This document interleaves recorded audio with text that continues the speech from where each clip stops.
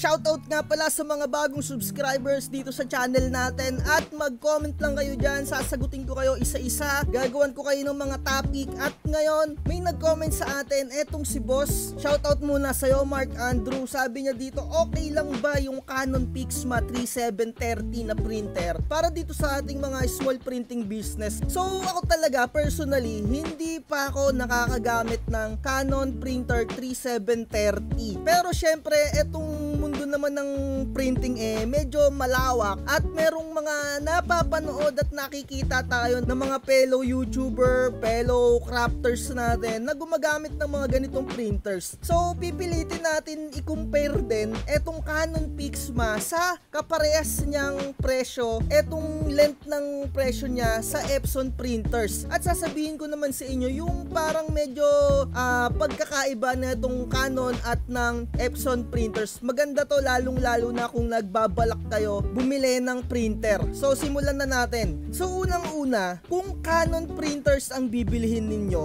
hindi kayo pwedeng mag-convert into pigment ink. So dito sa Canon printers, kilala siya bilang hybrid printer dahil yung kanyang kulay black ay pigment ink at yung kanyang CMY ay dye ink. Kaya siya tinawag na hybrid. Pero hindi mo sa kanya pwedeng gamitin yung mga ginagamit natin na Hansol, Kuyi, or kahit anong mga pigment ink na aftermarket na ginagamit natin sa Epson dito sa Canon printers na to dahil magkaiba yung technology ng Epson at netong si Canon. So nabanggit ko nga sa inyo na susubukan natin ipagkumpara din at para malaman ni boss kung talagang maganda etong Canon printer na to na binabanggit niya. So dito sa Epson meron siyang katapat na printer. Ito yung Epson 3256. Meron siyang kulay white na variant at merong kulay itim. So dito na lang tayo sa pinaka usual na kulay, yung kulay black. So nagkakahalaga siya ng 10,225.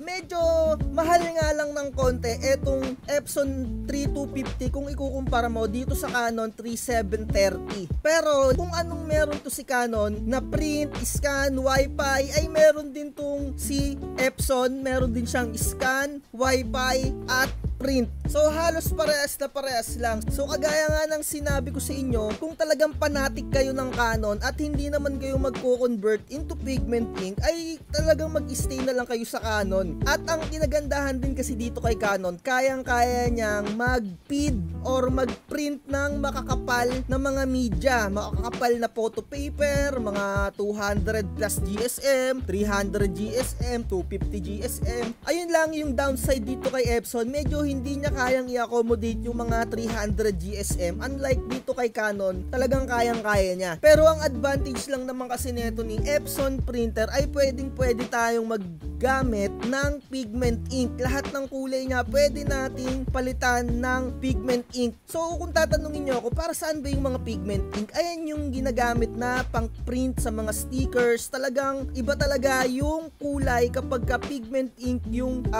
ginagamit nyo. At saka talagang pwede siya pang outdoor naman kahit papano. So ayun yung talaga yung medyo down and ups netong dalawang printers na to. So subukan din natin siyang ipag-compare side by side. So nandito tayo sa kanilang mga website, Canon Pixma 3730 at Epson 3250. So unang-una, nakita na natin yung presyo netong mga printers na to na although mas mahal etong si 3250. Pero same nga lang sila na pwede kang mag-print ng gamit yung Wi-Fi. So unang-una makikita natin dito sa website nila yung printer head information nila. Ayan o, number of nozzles 1792. Ayan yung bilang ata nung butas-butas dun sa kanilang cartridge na tinatawag kung saan lumalabas yung mga ink. So sa pagkakaalam ko, the more na mas madaming tuldok-tuldok, the more na mas maganda yung pagkaka-output ng print. So dito sa Epson printers, hindi ko makita kung saan yung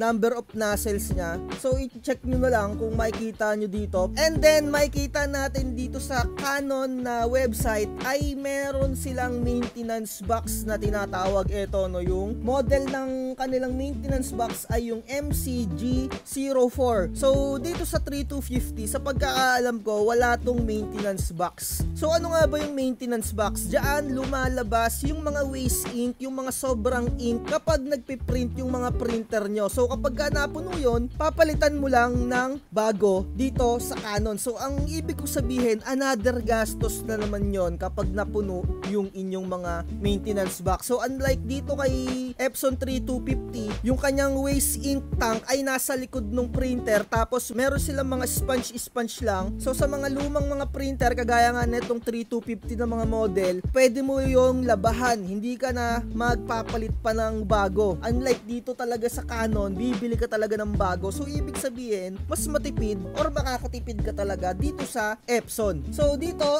eto nga sinasabi ko sa inyo, yung kulay black niya ay pigment ink, and then yung dye base ink nila ay yung CMY. So dito sa Epson, lahat yan dye ink, pero nasa sa inyo na lang kung magko-convert kayo, dahil kayang-kayang i-accommodate ni Epson yung mga Kuyi, Hansol na mga pigment ink, dahil yung kanyang technology, yung printer head niya, ayun o, gumagamit sila nung tinatawag na Piasso technology. So i-search nyo na lang kung ano yung ibig sabihin ng technology na to para hindi na tayo tumagal pa. At sa Canon naman, eto naman yung kanilang head technology. So i-search nyo na lang din dito sa Google para makita nyo yung pinaka full information. Kaya nga sinasabi ko sa inyo, yung Canon na printer head or yung kanilang tinatawag na cartridge, hindi nila kayang i-accommodate yung kagaya ng ginagamit natin dito sa mga Epson na to, yung mga Kuyi pigment ink, dahil iba yung technology ni Canon. So iba kasi yung lapot nung pigment ink ng mga Hansol at yung mga Kuyi, talagang magbabara dun sa kanilang mga printer head or yung tinatawag nga na cartridges.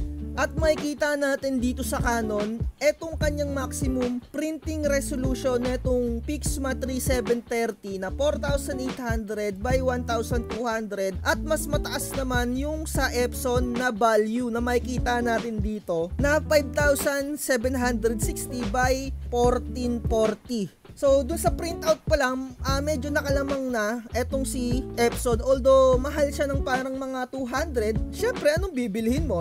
Doon ka na sa mas malinaw. Ako dito, no, guide lang nyo ako. Kung hindi nyo nagugustuhan etong pagko-comparison natin, pwede nyo namang i-skip yung video. Pero sa mga nababasa ko dyan sa comment, kahit papano, ang laki din pala ng impact natin, na kahit papano ang dami nating natutulungan sa pagbili-bili ng printer natin. At eto naman yung nilamang ng Canon.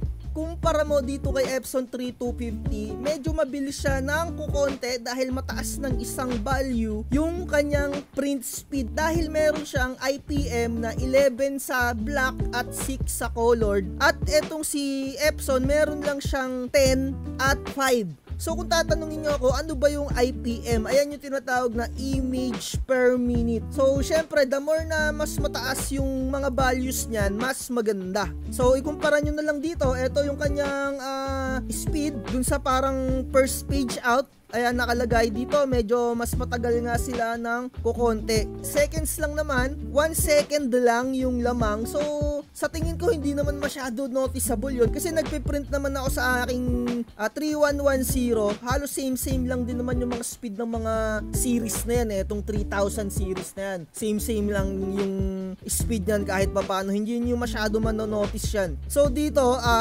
kapag nagprint ka naman ng 4R, meron silang 69 seconds per photo yung border kapag may border, and then kapag borderless na 4R, ayun o, 90 seconds. Dito naman kay Canon, medyo mabilis nga talaga, 45 seconds yung kanyang borderless. Isipin nyo, no, borderless na yon. At ayun nga, nabanggit na natin yung borderless, pwede din tong mag borderless si Canon. So kung itatanong nyo naman kung pwedeng mag borderless si Epson 3250, pwede, pero kailangan nyo siyang i-bypass or mag-install kayo ng ibang drivers para makapag borderless kayo ng A4. Pero sa 4R, wala na kayong kailangan pang i-bypass dahil makakapag-print to.